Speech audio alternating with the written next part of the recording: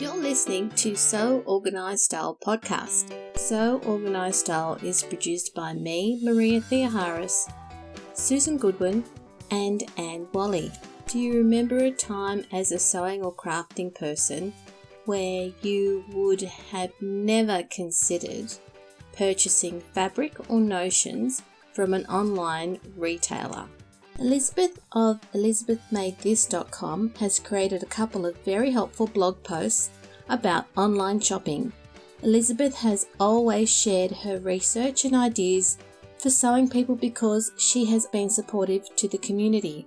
So her first blog post, which she published earlier this month, was called 16 Tips for Better Fabric Shopping Online. Elizabeth has now added a new blog post with a spreadsheet containing over 200 online fabric retailers that span across 4 English-speaking countries. Join me now and hear the real story behind Elizabeth's research.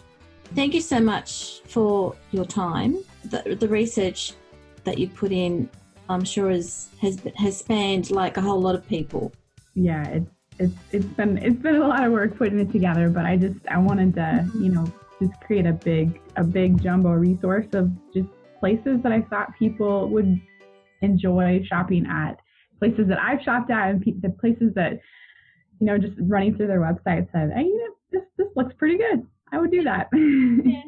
And I think there were quite a few that I picked up because with the 2 Frocktails that I've just been to, that had particular sponsors, and some of them I didn't even know that they had online stores. So, and I honestly think I've probably missed you. So I'm more than happy to keep sending them through. No problem with that. Yeah. Yeah, I'm sure. I mean, I've got like 200, like over a little bit over 200 after final count yesterday, and I know that I'm just going to be continuing to add to it, especially since I just put the 3 major countries besides the U.S. I thought that the U.K., Australia, and Canada. Yeah. And I'm sure that other people will be like, hey, what about me? Like, yeah, of course I want to add that. Bring them on. Sure. Exactly. Yeah, totally. I was thinking back to a resource list that Melissa Fur of Fair Trade had done So Active Wear. I'm not sure. Did she assist you at all? No, there were a lot of places that I knew about, and then I largely just did the research on my own. I asked for your help, and then I needed some help with the Ankara too, since I'm not as familiar with that fabric. Yeah, but everything else was just me, just working through all the work of it. And look, I know from past reading of your posts that you're really thorough. So as soon as you asked, I thought, this is just going to be pure gold because of the amount of work that you do and how thorough you are. So there's no way that people think, oh, yeah, it's just a list and move on. It'll be something that I think people are going to be wanting to contribute to and to refer to. Yeah, I hope so. That's definitely my hope. It's always my goal to be as most helpful as I can. And sometimes that means I blast people with a fire hose of stuff. That's fine. It's good. I mean, I've been watching all of the work that you've been doing on So Much Talent with their challenge for August and the work that you're continuing to do to keep people feeling supported with their sewing and with their creativity. Have you had any stories from people around, any sort of stories that you were quite, how could I put it, amazed about from what you've been doing? Sometimes some of my projects, it's kind of just fun to just talk through my process with people. And that was one thing that was really cool about the So Much Talent retreat, and just being able to go there and just talk with people about that stuff. And my session where I got to go and teach about refashioning was just really cool because I got to, really talk about the history of refashioning. And when we got to the workshop part of it, just being able to go around and help people through their projects and just help them kind of think through some of those processes that I go through on a regular basis to just add that little bit of creativity into my projects was just really, really cool. And it was just fun to see that people were so open-minded and just embracing that sort of thinking, because it's a big mindset shift, I think, to, you know, think outside of that little box. It was good. I mean, even I think probably 2 or 3 day and night challenges ago when you made the blue lace dress. Oh, I love that one. Yeah. I know. Your wedding next week. Oh, cool. That's great. Yeah. It'll be really good to see the feedback that you get from people who are not in the sewing community, because they'll just be blown away by the work that you've done. Yeah, totally. It was funny because I'm taking this blogging class right now, and I got some really great feedback on the last post that I did about just tips to do a good job at online fabric shopping, you know, so you have a good experience and all of that. And one of the people in my group was like, wow, this was like really helpful, and I don't even sew. I was like, oh, that's wonderful. That's probably what I want to hear. Yeah, exactly. And it's from someone who's not even in the sewing community. So that's really good to hear. Yeah, that's really good. I'm like, that's what I'm shooting for. Yeah, so encouraging. But I think what I was trying to get at was I've been able to see your creativity and the depth of the creativity that you've had for years. And I just think it's amazing that you just continually apply it to everything that you do. I love it. And it's funny because it's like in all aspects of my life. It's in my cooking, it's in my violin, it's just like, I don't know. It doesn't stop. And when I get burnt out on one, I just go to another and I just take a break. Oh, that's good. And it's that approach that you're taking, that, you know, you stop here and you'll go there. You're kind of self-motivating, but you're still being creative. Yeah. Would that be right?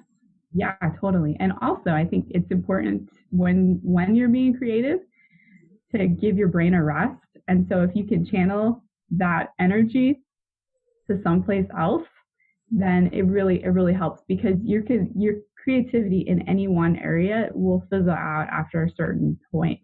So there's times when you're like super, super creative and you're sewing, and sometimes when you're just sewing basics, and that's totally okay. It's totally okay. It's all good. And eventually, you know, just when you realize that you're in that spike of creativity, you got to like jump on that. Yeah. And when you're not, then just take a break. Take a break. And that reflection that you have during the break, it may be conscious or unconscious, but I find that fires me back up in my creativity. Yeah, and I think too that some people think that it's something that's wrong with them, you know, like that, like they have to feel guilty that they don't have any sojo, and I'm like, oh, maybe your brain just needs a break, and that's okay. Yeah. So yeah, just, I mean, if it's gonna come, so when it's there, just, you know, realize and acknowledge that you're there, and then when you're not, then go full force. Exactly. Yeah, jump into that stash that you've got. Yeah, for sure. Yeah. For sure. Yeah. But yeah, no, the resource is just on my site. Just something I thought would be helpful for people. Takes care of a need. Yeah. Oh, look, and it's an important one for people who are starting to look to purchase online, or people who have been purchasing online and really want to find something different and they can't find it through the people or the stores that they've been going to. Yeah, totally. And it's funny because I never thought that I would become a predominantly an online fabric shopper, but because of when my kids were born, my ability to go and travel just to shops just went down the tubes. I mean, we have today we have 3 soccer games. I just don't have that extra time to go drive 50 minutes across town in traffic and like maybe I find 1 or 2 things. So I mean, it's really funny, and that's what drove me to refashioning too, because my local thrift store is 5 minutes away, and I affectionately call it my weird fabric store. But it's and I've just over the years, that lack of being able to have that extra time has really driven me to learn how to be a really good online fabric shopper. And I found just awesome places and sometimes, you get connected with people that are just wonderful, wonderful business owners, just great, great customer service. It was so awesome last year to go to Fabric Mart's actual physical store and meet the people.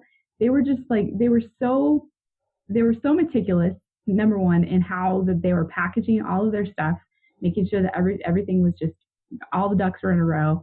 And everybody was so proud. And so it was just a really relaxed place. Everybody was just happy, and they were just awesome, awesome people. And it was great to see the other side of that. And that's what I felt from the other side, just being like, I've bought maybe one bad piece of fabric from them in 10 years of shopping. I mean, that's incredible. That's amazing. Now I know why. That's right. So for people who don't know where Fabric Mart is and where you are, could you explain what that distance is or the location? So I'm in Colorado. Yeah. And there's a lot of quilting shops here. There's probably one or two. There's a handful of good garment store fabric places here, but some of them are a little bit pricey, but mostly just they're difficult to drive to with my time. So a lot of times I will end up picking up fabric as we're on vacation. So last year we went to DC and thought, hey, I just love, can we go to Fabric Mart too, which is in Pennsylvania. I mean, it's totally out of the way. Yeah. But my husband is very obliging, so we had a little fun exploring Pennsylvania. Cool. Yeah, so it wouldn't be somewhere that you would normally go to, but it's somewhere that you... Oh, absolutely not. It's too far, way too far.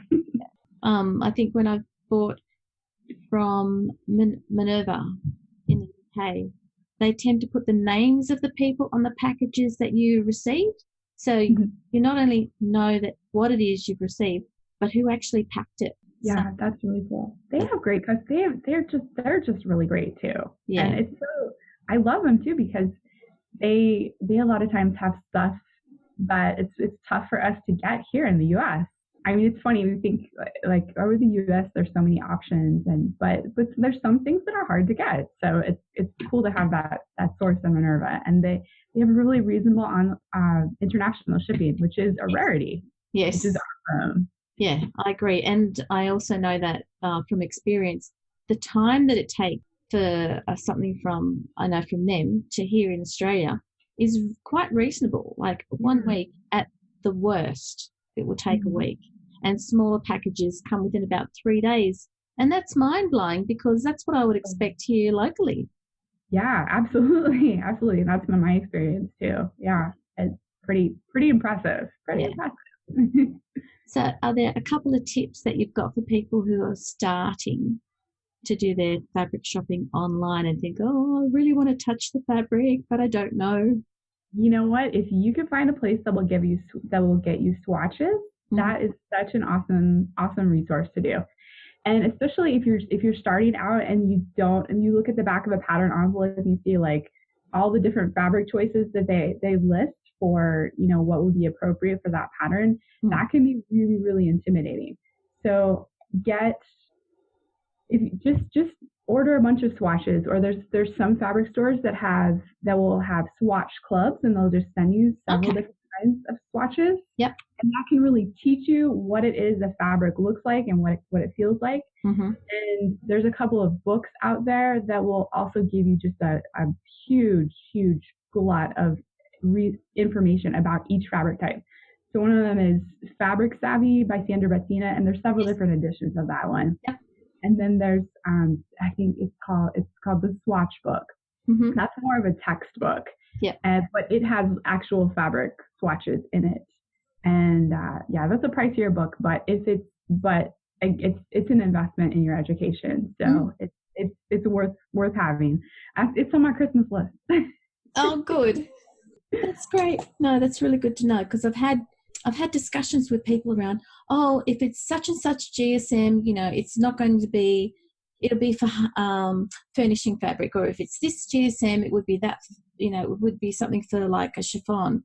And if you're just starting out, you don't know what GSM is unless you look at a pack of paper that you would put in a photocopier, because that's usually 80 GSM. But how does that? So I think your idea of getting swatches is a really good way to start. Yeah, totally. Yeah. And when you have the swatch, then you can kind of see it, and you can feel it, and you can see how it drapes. And the other thing that has been really cool, I know Minerva's been doing this, and I'm sure there's other places that are too, but there's some places that they're actually filming a fabric, and so they'll show you how it moves and things like that. That's as good as being in the store, really. So the only thing between you and that fabric really now is just being able to touch it. And the more that you understand about fabric, I think the more you can feel comfortable about just ordering stuff, because you know what you're going to expect when you get a Ponte, and after a certain point, you know the difference between a Ponte that's all poly and one that's got a little bit of rayon in it. It's you know those things, but without that knowledge, just pick up those swatches, and it will teach you that. And and just go to a department store and look at and feel all the fabrics and look at the tags. What is that fabric? What is that fabric made of? And that will teach you a lot too. So I suppose if you're in a hurry, then you really need to slow down and get those swatches. Yeah. Because that would be one of the things that I'd be sitting there going, oh, but I really want to make this dress, and I want to get the fabric, and I want to get the colour. But if you just slow down a little bit and get those swatches, then you'll make a better choice, a purchase for yourself. Yeah, definitely. And ultimately, that's what we want, because we want to, not be the fast fashion people in our own sewing rooms. I think Sandra Betsina, one time she said, why are you rushing through your sewing project? You're just going to go on to the next one and sew something else up. I thought, that's really great advice, because truly it's right. We're just, the second we finish putting that last button on, we're going to be cutting something out next, because it's like, we love it, and that's great. But, there's wisdom in just putting on the brakes a little bit sometimes too. Yeah. And, putting on the brakes and also means you've recognized that you've just finished something and what you did was really good, and you know what you're going to do next. But be happy with what you've done before when you're in that, stay in that moment for a bit longer, because it is, joy that you've actually done that project and you finished it. It's amazing. Yeah, totally. Especially if you're, got a family commitment, or you've got a full-time job that's taking up all your time, and you've made the effort to find that time to actually make that project. Totally. Yep. So now that your resource is up there, what do you think you would like to see? How would you like to see it used, or what do you think the next step is, if there is a next step? Well, I would just like to keep adding to it for sure. But definitely I would love to hear back from other people and say, what their experiences are, and have other people help just add to it as well. Like, hey, like this place is really great, where I am.